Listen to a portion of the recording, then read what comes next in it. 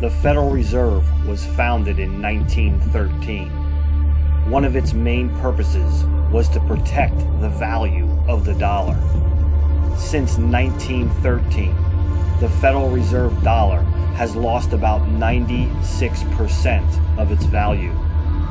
What does that mean to you?